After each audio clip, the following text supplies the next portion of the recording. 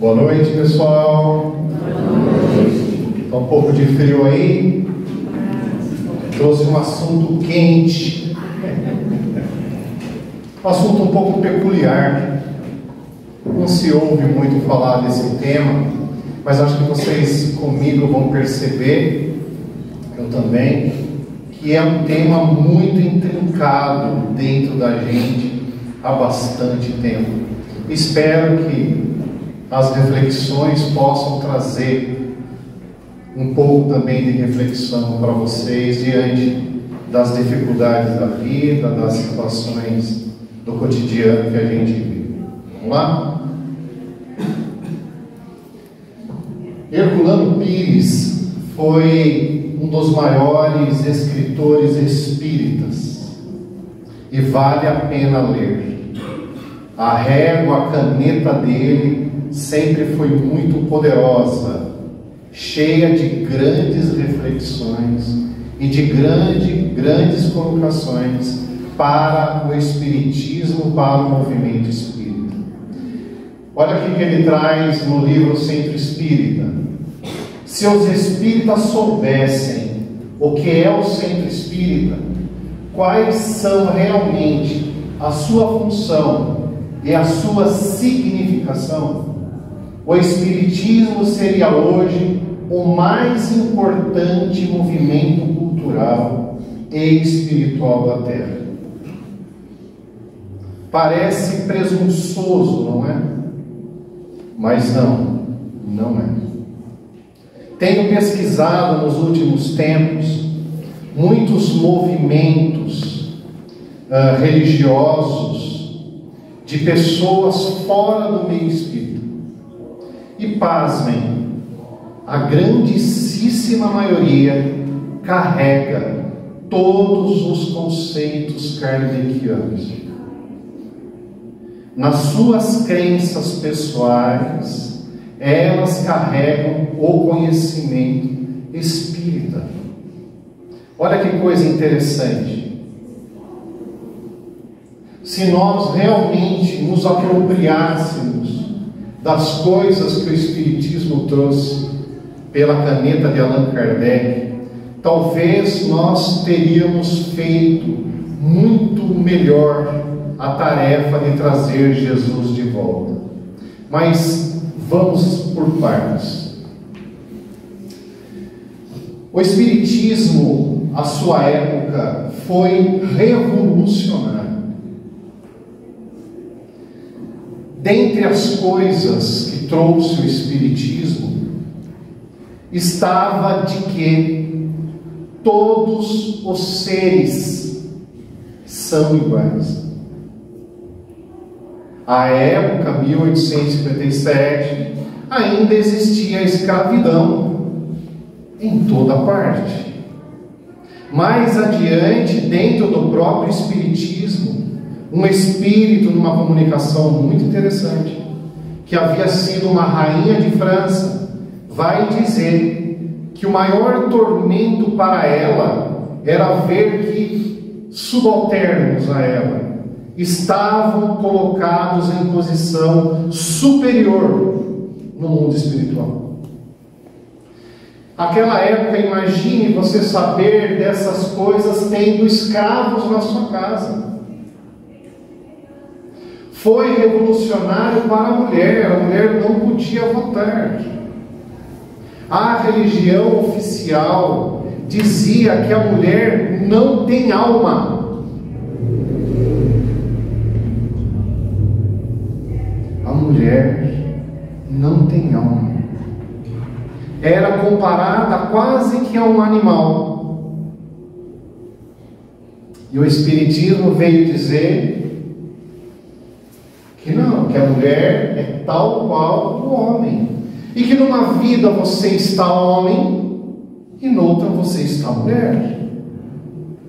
Olha que revolução para o pensamento, da obsessão espiritual, que muitos casos de loucura são provenientes de interferência espiritual.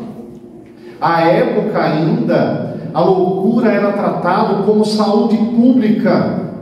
se recolhiam os loucos e colocavam num depósito de seres humanos. A ideia era sanitária, era livrar as cidades daquela gente feia, louca. A caridade, outro grande marco dentro do Espiritismo. Se nós pegarmos aqui no estado de São Paulo, por exemplo, aqui na nossa região, o que se levantou de voluntários em favor do próximo, se a gente pegar só a saúde mental, que está ligada à questão da obsessão, Amparo, nós temos o Sanatório Ismael, que cuidava da Fazenda Palmeiras, espírita. Aqui em Itapira nós temos o Instituto Bairral, espírita. Aqui em Araras nós tínhamos o Instituto Saião, espírita. E tantas outras casas se levantaram diante do impulso dessa doutrina.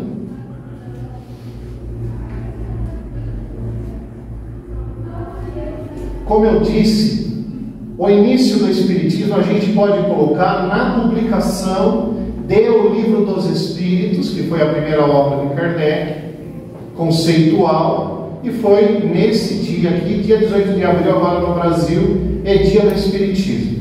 Então o Espiritismo é praticamente uma doutrina nova, é um bebê, ainda está se fazendo o Espiritismo, ainda está se constituindo principalmente dentro de nós. Vocês sabiam que o Livro dos Espíritos, para quem não conhece o Livro dos Espíritos, essa obra é feita praticamente de perguntas e respostas. Kardec perguntava, os espíritos respondiam através de médiums. Vocês sabiam que as duas principais médiums que receberam as respostas do Livro dos Espíritos tinham 14 e 16 anos? Uma obra desse porte veio através da mediunidade de duas crianças, 14 e 16 anos. Se fizermos a conta, possivelmente nós estamos no máximo assim, numa questão bem doida, na terceira encarnação como espírito, o mais na segunda, mas a maioria de nós está na primeira encarnação. Nós estamos tendo contato a essa revolução que eu chamei pela primeira vez. Então ainda o homem, a mulher, o espírito do passado que habita dentro de nós ainda continua alerta, em dia, e muitas coisas que o Espiritismo trouxe ainda não fizeram sentido para nós, ainda estão de alguma forma sendo trabalhadas dentro de nossa mente, do nosso coração, e transformando aquilo que nós trouxemos. Se nós compararmos ao cristianismo, 2000 anos, sendo pressionado, impressionado pelos dogmas, 2000 anos, a gente reencarnando e escutando a mesma coisa. É isso, é aquilo, depois da morte é isso. Se você fizer isso, é aquilo. Se você fizer aquilo, é aquilo. Imagine, 2000 anos,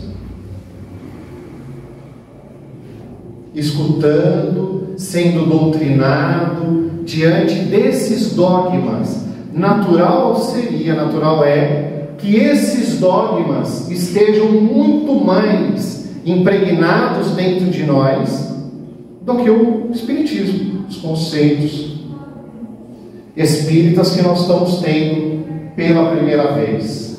A questão do céu e inferno ainda está muito dentro de nós. Muito dentro de nós. Se você começa a pesquisar dentro do seu mundo íntimo, dentro das suas crenças, Geralmente você vai criar, vai descrever o mundo espiritual como o céu. Se você fizer o bem, você vai para o céu. Se você fizer o mal, você vai para o inferno, que infelizmente colocaram de ideia no umbral. A ideia de anjos e demônios. Muitas pessoas, religiões, tratam os espíritos como anjos. Ah, perto de mim tem um anjo. Ah, perto de mim tem um demônio. Ah, perto de mim. Usando ainda essa nomenclatura. E muitos de nós ainda nos impressionamos com a questão do demônio. Tem pessoas que não permitem nem que se fale o nome, porque parece que puxa, que puxa para perto. E criam-se teorias, criam-se ideias, baseadas na ideia de anjos e demônios. Muitos livros, dito espíritas, acabam confundindo as coisas. E o nosso tema da noite, a culpa e o pecado.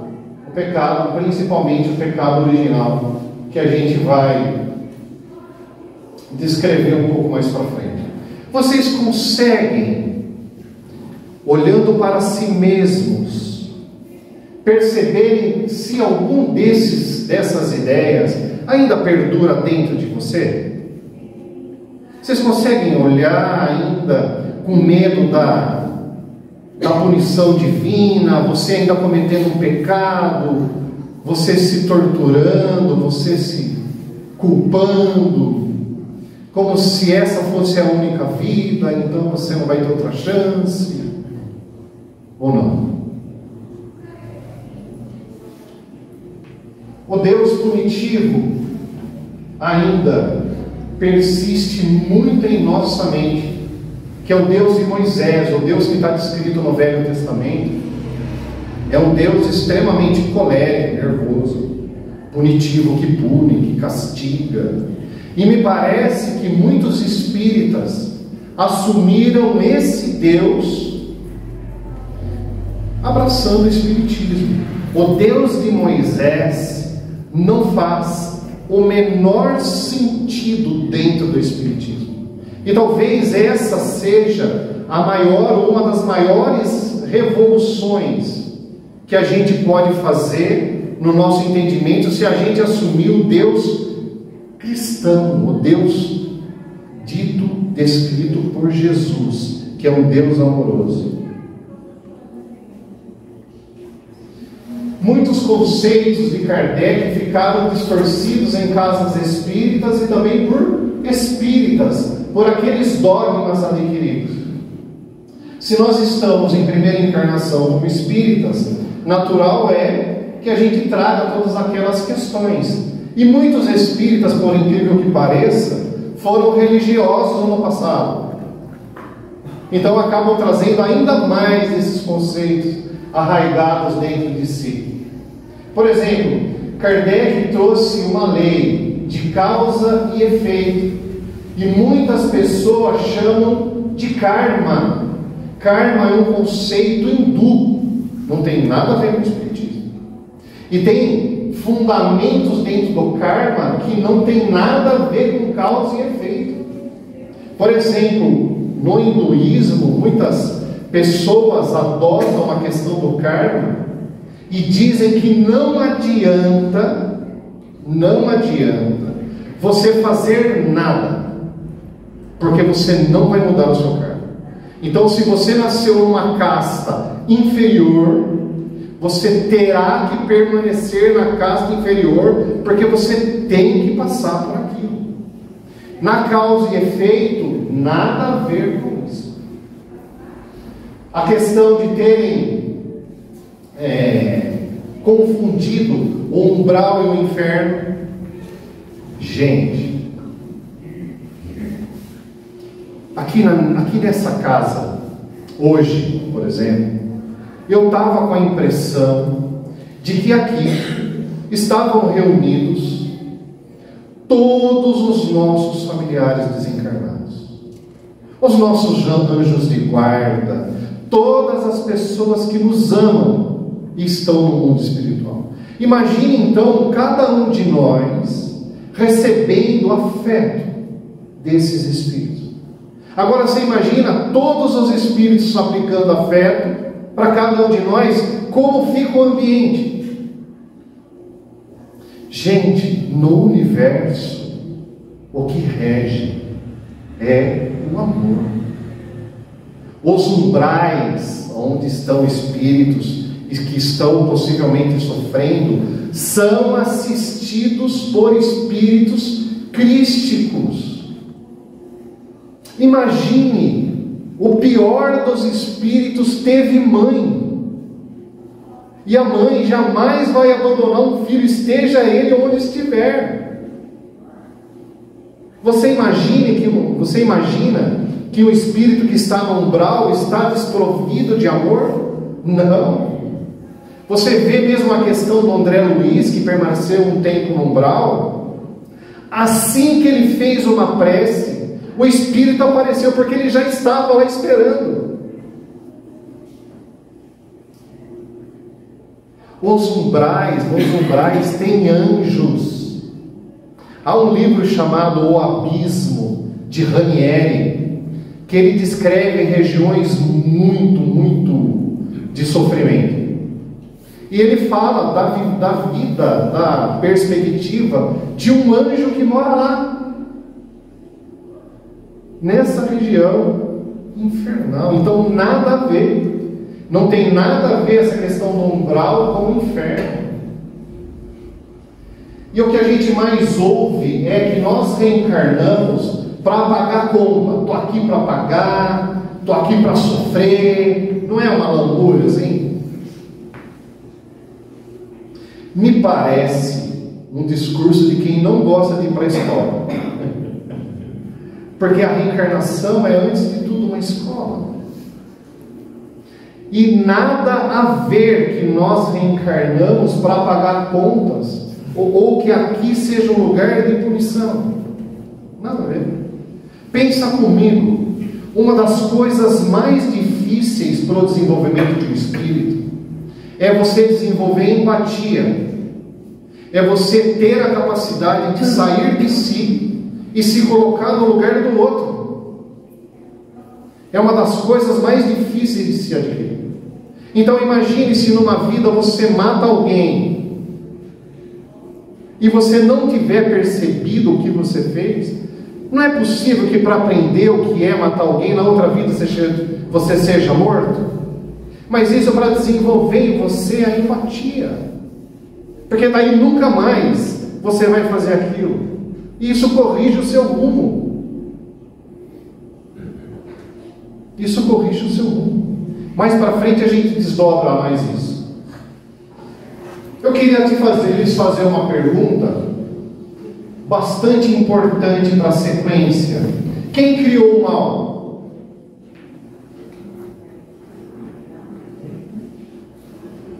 Não tem punição se errar. O homem criou o mal. Deus criou Adão e Eva, certo? Está lá na Bíblia, não está certo? Mas não foi Deus que criou a cobra? Deus criou a cobra, e foi a cobra que induziu Eva a comer a tal da maçã. E nós, homens, reencarnamos com esse caroço aqui, que é o caroço da maçã. Brother, que viagem! Que viagem!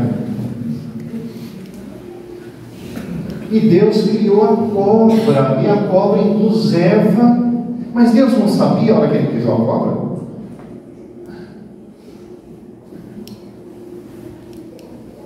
Por conta da tal da Eva ter comido a tal da fruta, nós nascemos, segundo a concepção, com o pecado original.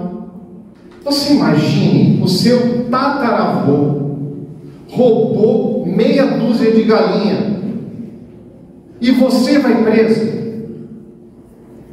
Que culpa tenho eu se Adão não questionou a mulher dele? Não é? e foi lá e comeu a tal da maçã. Que culpa tenho eu que nasci então marcado pelo erro? Na minha cabeça, eu penso que termos nascido com o pecado original e precisar de batismo é o início da ideia da reencarnação. Porque nós nascemos com um pecado que a gente precisa purificar nas águas do batismo. Percebe que é simbólico, mas já é o início da ideia da reencarnação. Disseram que o homem faz o mal, certo? Mas quem criou o homem?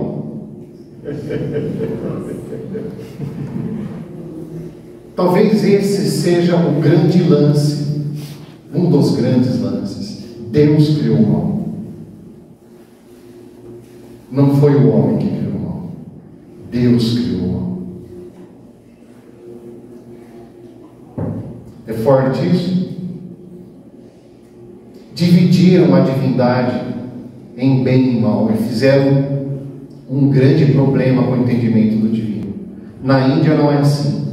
Na Índia a divindade faz o bem e faz o mal.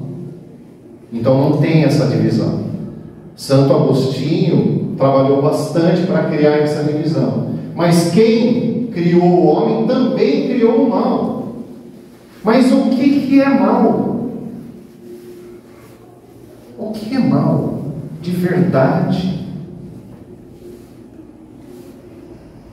O Espiritismo, outra revolução. Eu não sei se vocês sabem, um dos grandes espíritas da época de Kardec se chamava Russell Wallace. Russell Wallace tinha por conta própria as mesmas ideias que Charles Darwin da evolução das espécies. Ele era espírita, ele tinha as mesmas ideias, só que quem entrou para a história foi Darwin. E o Espiritismo também abraça a ideia da evolução das espécies, do mais simples ao mais complexo.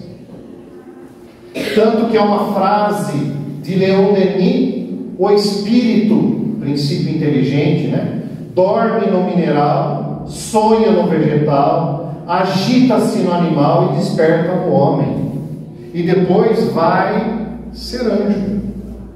Nós, enquanto princípio inteligente, passamos por todos os reinos, até chegar no reino nominal. Olha que revolução esta! Então, em cada reino que a gente está passando, enquanto princípio, lógico que a gente não era o espírito que a gente é hoje, mas lá o princípio inteligente, no início, vai lá desenvolvendo sensibilidade, vai desenvolvendo instinto, vai desenvolvendo amor. Percebem que gradativamente, em bilhões de anos, a gente está se desenvolvendo. Cada encarnação, uma coisinha.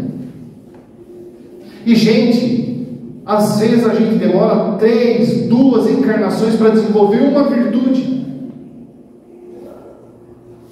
A virtude da paciência, por exemplo, não é difícil?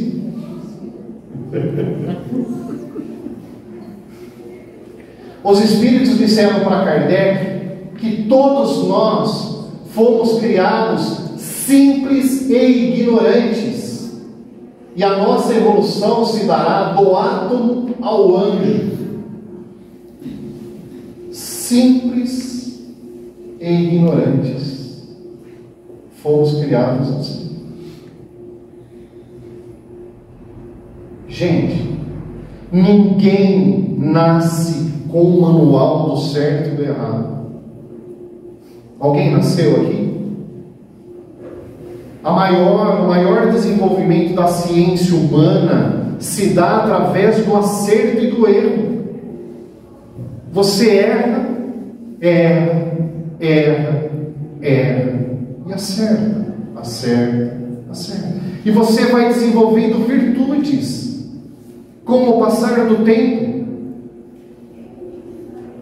Virtudes. Você é colocado numa situação em que você é mulher, você é colocado numa situação que você é homem, você é colocado numa situação de poder, você é colocado numa situação de pobreza, você é colocado numa situação de filho, morre cedo ou morre tarde, nasce negro, nasce amarelo, nasce...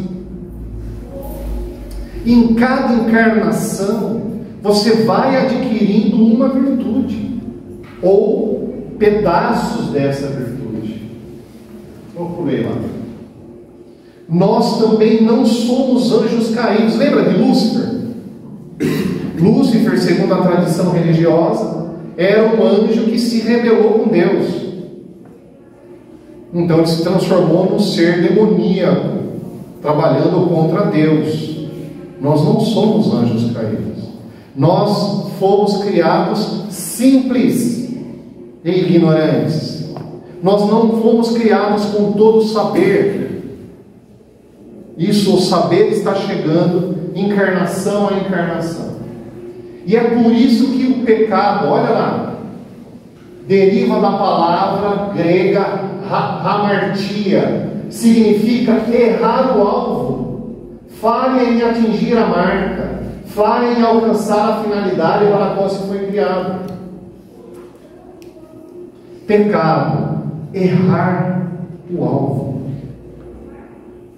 Você vai fazer uma coisa, daquele jeito que você tentou, você não conseguiu. Daí você tenta de novo, tenta de novo, tenta de novo, até conseguir.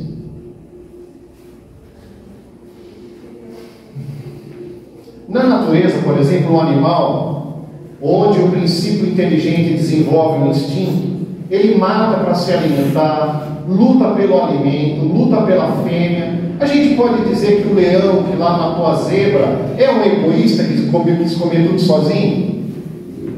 A gente pode dizer que ele é agressivo, que ele é assassino, vamos mandar ele no banco dos réus pela morte da zebra?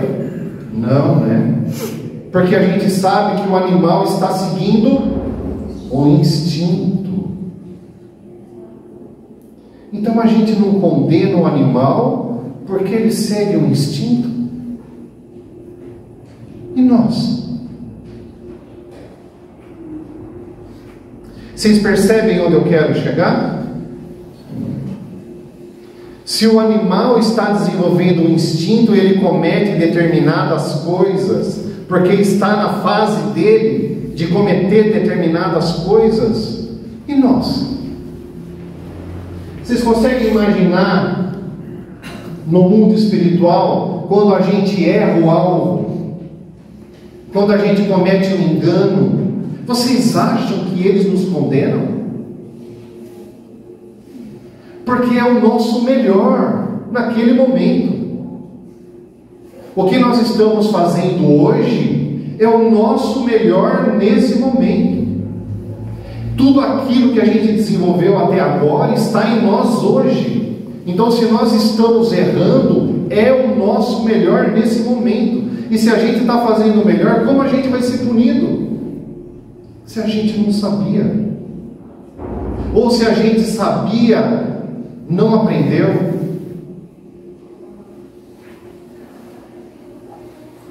Herança desses tempos na gente. Vocês sabem que dentro da psicologia há uma direção, me fugiu a palavra, vou usar a direção, chamada psicologia comportamental, que se utiliza muito dos comportamentos de animais que a gente ainda tem nos dias de hoje.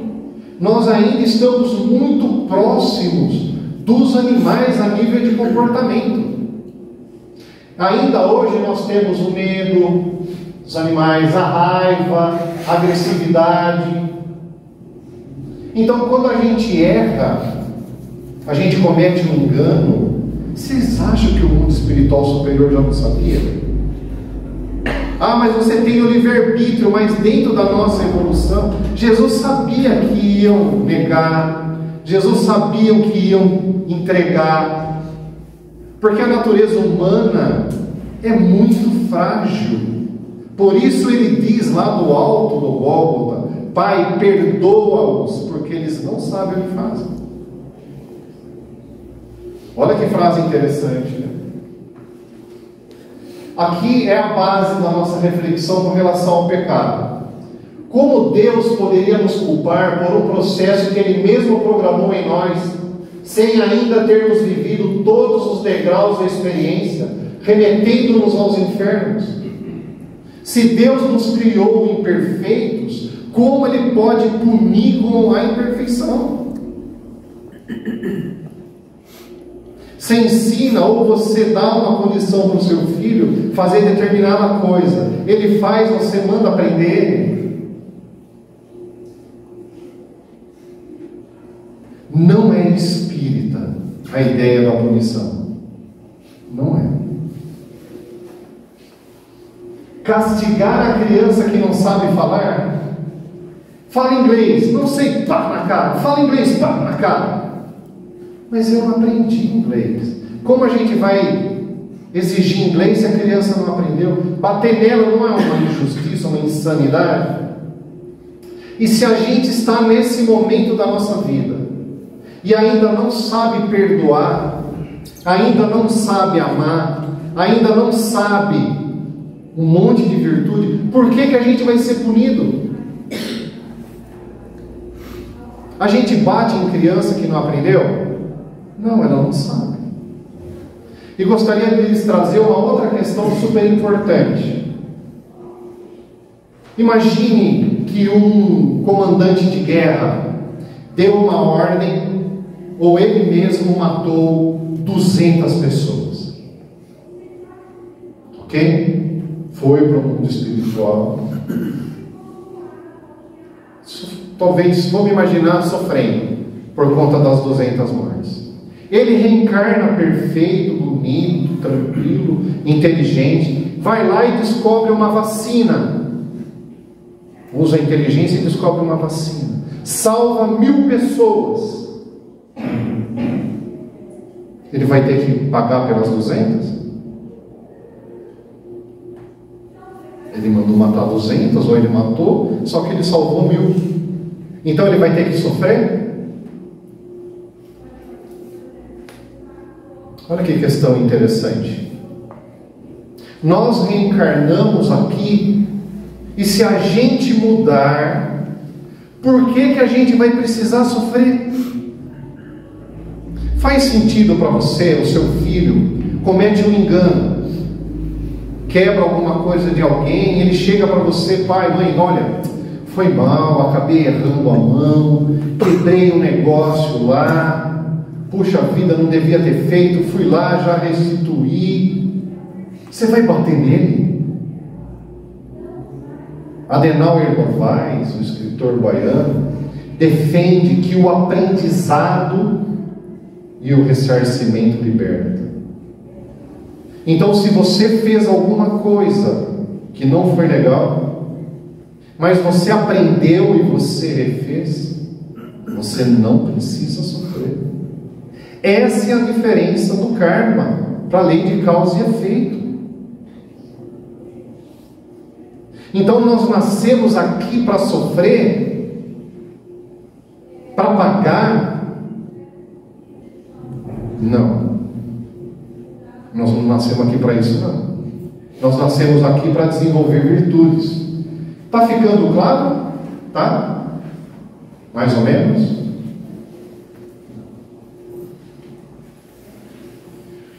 Só que a cada um segundo suas obras. Você vai herdar o que você construiu. O que você construiu. Você fez algo, você vai herdar aquele algo. Eu acho que é justo, não é?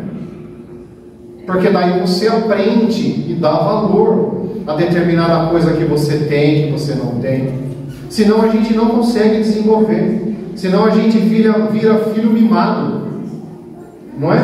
Então, se você gastou todos os recursos, não é natural que você fique sem? Para você aprender a valorizar os recursos que você teve. Então é uma lei educativa, não uma lei punitiva.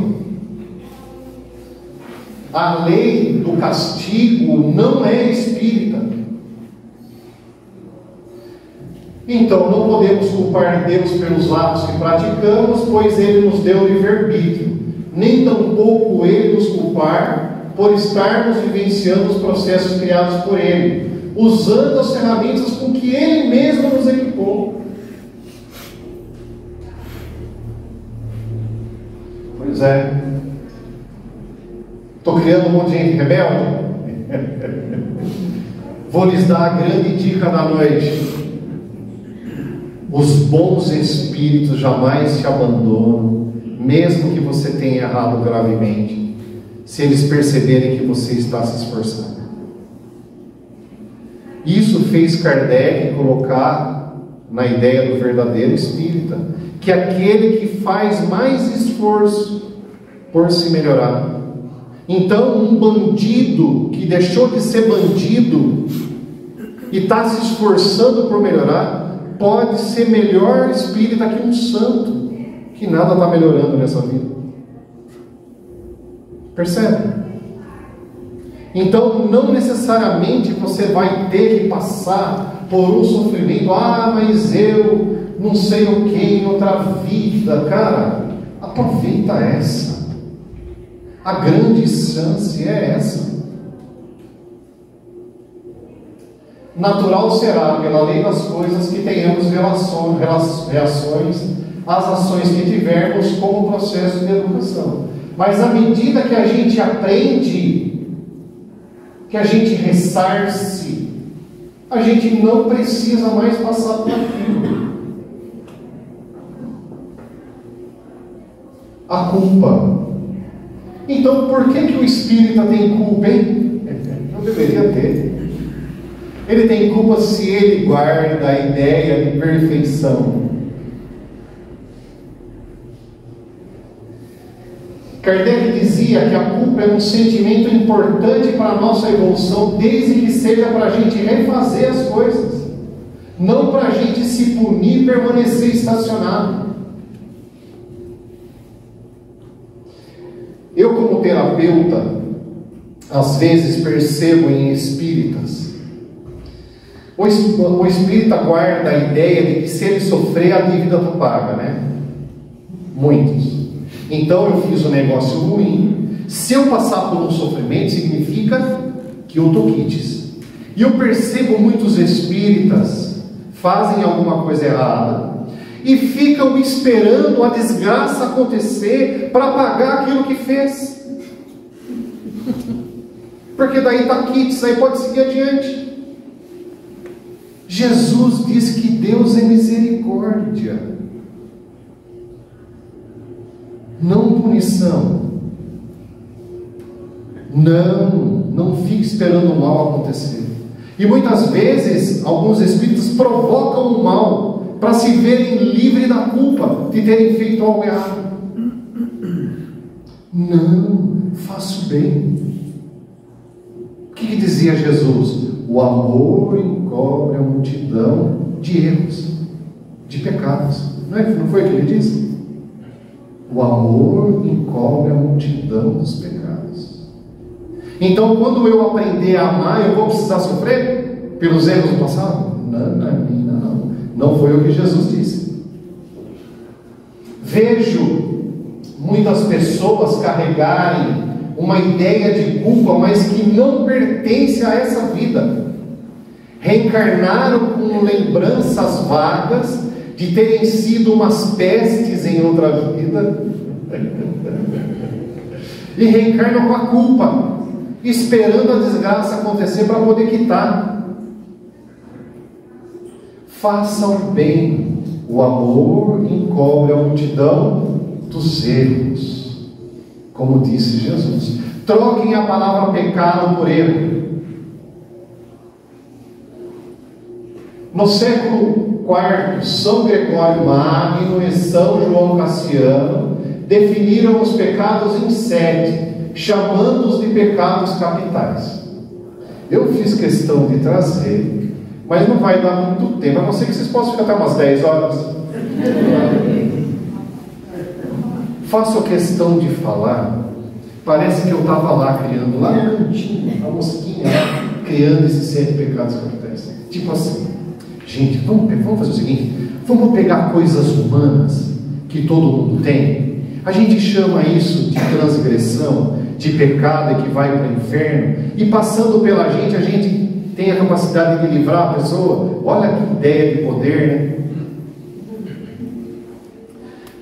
Pecados são, esses pecados capitais, são sentimentos humanos.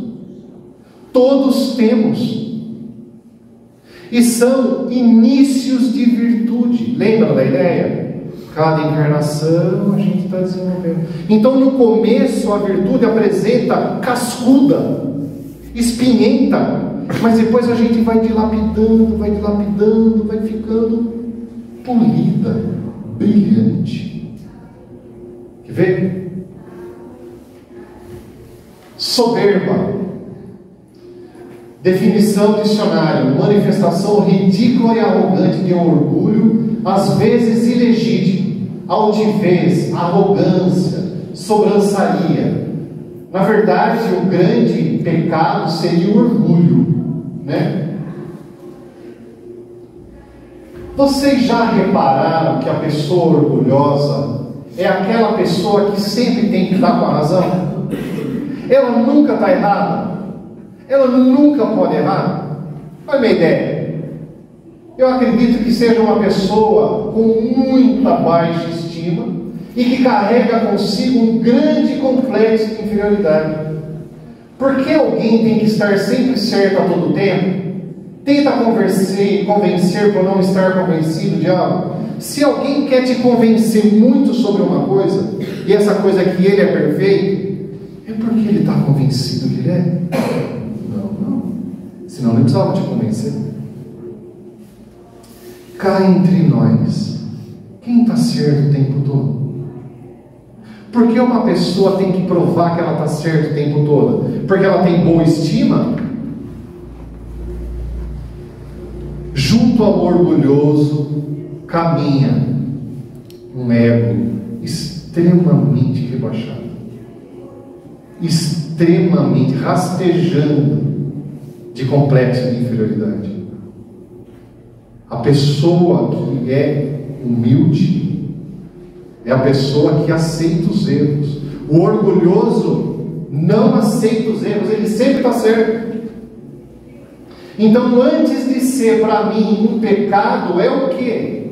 É o momento do desenvolvimento psíquico de um ser humano, de uma pessoa. Vocês percebem? Se você usar a ideia real do pecado como erro ao alvo, toda vez que você for orgulhoso, você está errando o alvo, beleza. Mas você achar que por conta do seu orgulho, você vai lá no fim dos infernos, mentira. Porque esse é o seu momento de desenvolvimento espiritual. Luxúria, corrupção de costumes, lascívia, sensualidade. Na verdade, por conta de muitos teóricos, o cristianismo, não o que Jesus fez. Quando Maria de Magdala vai até Jesus, dizem que ela era uma prostituta, não? Tem gente que diz que não, mas não importa. Ela vai até Jesus, se encanta com ele. Alguns dizem até que ela quis casar com ele, que ele se casou com ela, mas ela molha o cabelo dela com perfume e lava os pés de Jesus com o cabelo dela. Vocês querem algo mais sensual que isso? E Jesus deixa. Jesus deixa. Os cristãos depois transformaram a sexualidade num grave problema, principalmente com o celibato, principalmente na Idade Média. E muitos de nós religiosos temos problemas com a sexualidade, tanto que Maria precisou ser virgem, porque o sexo é sujo, é baixo. Você consegue imaginar-se num ambiente religioso se lembrando de uma relação íntima com alguém? no ambiente religioso. Consegue imaginar? Parece que aqui não pode, né? Parece que a gente nasce dos anjos, né? A gente vai bater, nossa, olha que pensamento errado, que lugar. Nada a ver.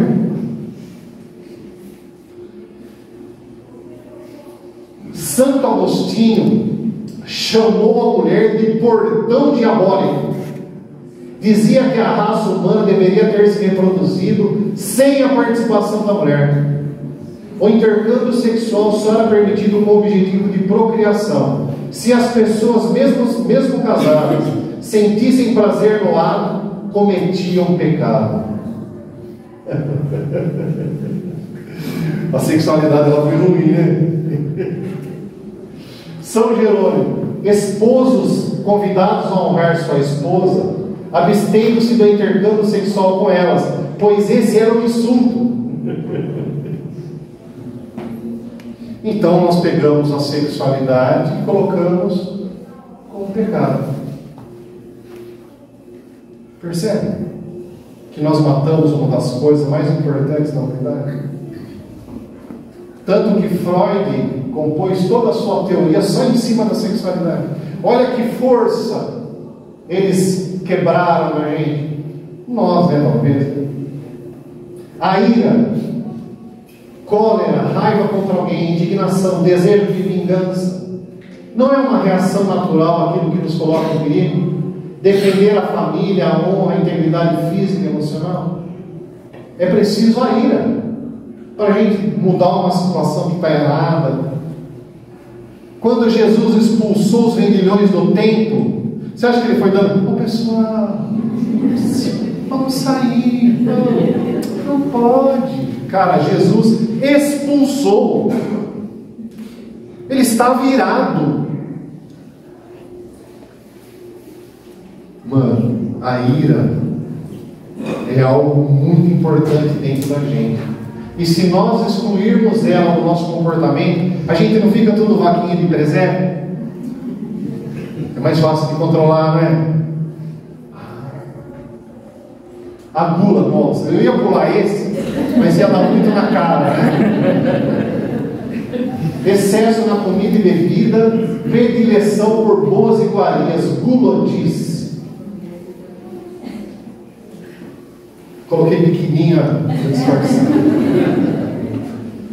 Para matar a fome, o homem pré-histórico sonhava encontrar frutas, doces e carne, alimentos supercalóricos, capazes de sustentar uma família por muito tempo. Depois de comer, todos ficavam sem fazer nada, imóveis, para economizar energia. Você vê como a gente veio disso aí? Ninguém tinha ideia de quando viria a próxima refeição. Quem detestava carne, enjoava com açúcar e passava mal de estômago cheio, enfraquecia e era atacado por predadores.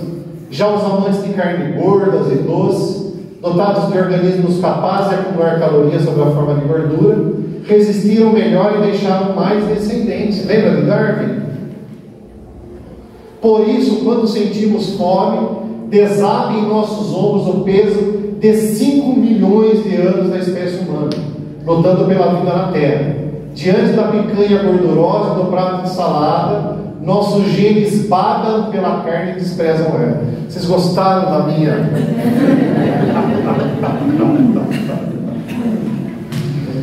Mas é a pura verdade. É a pura verdade. Minha avó dizia, todos descendentes de italiano, não dá nem para perceber. Minha avó dizia que os pais dela, que vieram para o Brasil, moravam em fazendas, tal. E os milionários da cidade, na época da fome, da seca que teve por lá, vinham trazendo os ouros para trocar por comida, com o pessoal da fazenda que não tinha ouro nenhum, mas tinha comida. Então imagine, né? Você passando fome por conta de ser um pecado. Estranho, né? A inveja, desgosto, ódio ou pesar por prosperidade ou alegria de outrem. desejo de possuir ou usar algum bem que o trem possui, objeto que provoque esse desejo. Quando nós nos comparamos com os outros e nos sentimos inferiores a eles, em algum aspecto, estamos com inveja. O que caracteriza a inveja é uma frustração conosco mesmo, é a intolerância com nós próprios por nos sentirmos menores do que os outros. A inveja é o sentimento inicial da admiração. A inveja é o sentimento inicial que, com o passar do tempo, com o desenrolar das encarnações, vira admiração. Eu não preciso matar ele para ter o que ele tem. Devagarzinho eu vou conseguir. Nossa, como eu admiro você. Puxa, olha o que ele conseguiu trabalhando. Olha que legal. Não preciso acabar com ele para ficar no lugar dele. Eu também posso, também vou conseguir. A inveja talvez seja o estado inicial do desenvolvimento da nossa mente. E por que a gente vai para o inferno? A preguiça, pouca disposição para o trabalho, aversão ao trabalho, inação, mandrice, demora ou lentidão em fazer qualquer coisa, indolência, moleza, morosidade, negreza. O cara está me enchendo de coisa, né, cara? Imagine comigo, segunda-feira, essa que passou, um frio dos diabos, você levantar 5 horas, 6 horas, sair da coberta quente, para ir trabalhar. Nem falei tomar banho, tá? Santa Maria, não, cara, fala a verdade. Dá vontade de trabalhar? Agora vamos pensar que ia sair um avião para Paris. A sua viagem. Torre Eiffel. Pensa, pãozinho, croissant verdadeiro. Imagina, verão lá. Você ia levantar a água? Ia importar o frio? Não ia, né? A preguiça, na verdade, é um grande mecanismo para a gente avaliar se nós estamos vivendo a nossa vida na nossa vocação pessoal. É um grande mecanismo para a gente perceber se nós estamos no lugar certo. Porque se você está com muita preguiça para ir trabalhar, cara, não é o seu trabalho esse. Escolhe outro. Vai atrás do que te faz querer levantar para ir lá fazer. Se você tem tido preguiça recorrente, pega isso como sinal da sua alma para fazer uma outra vida, porque você não está vivendo a vida certa. A gente destruir isso dentro da gente é a gente destruir um grande mecanismo de autoconhecimento.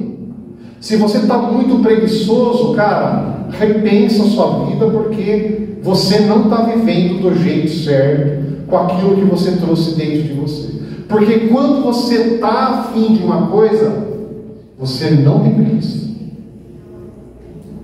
Tá certo? Tá, né?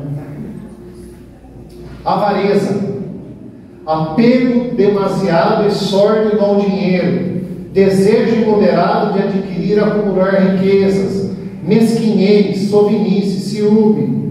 Eu acho um puta do marketing para angariar fundos, não é? O dinheiro que você tem, como disse o Desmond Tutu, o grande sacerdote da África, chegaram os colonizadores e com eles vieram os freis para nos catequizar. Eles vieram com a Bíblia embaixo do braço e nós tínhamos as terras. Passados 300 anos, eles têm as terras e nós temos a Bíblia embaixo do braço. Não se passará mais fácil um camelo passar pelo buraco de uma agulha do que um rico entrar no reino dos céus. O dinheiro é uma desgraça, né? Mas dá ele para mim. Vê se recusa. E uma das grandes revoluções do Espiritismo é não ter hierarquia. Todos somos iguais. Não tem dinheiro, a gente não fala de dinheiro. Não precisa de dinheiro. Não tem proselitismo por conta de dinheiro, de valor. Porque isso me parece um grande mártir, não é não?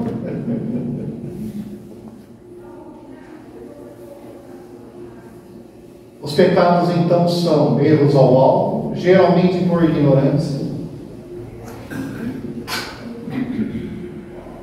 Também a teimosia é o pródromo para se transformar mais tarde em perseverança. Não dá para começar tendo perseverança do nada, do zero. A gente vai desenvolver. Então, por que Deus vai nos culpar se as coisas são assim? Olha que coisa linda. No Atos dos Apóstolos, São Lucas: Deus não leva em conta os tempos de ignorância. Que graça! Deus não leva em conta os tempos de ignorância. E se nós somos criados simples e ignorantes, percebe como o Espiritismo transforma a ideia? Olha lá, os Espíritos para Allan Kardec, na questão 670 do Livro dos Espíritos: Deus julga a intenção, não necessariamente o ato. Olha que coisa, que fantástico. Deus julga a intenção. Tá bom assim? Consegui terminar antes, né, das 10. Vai dar para assistir a novela, né? Vamos fazer uma prece para mim que quer terminar.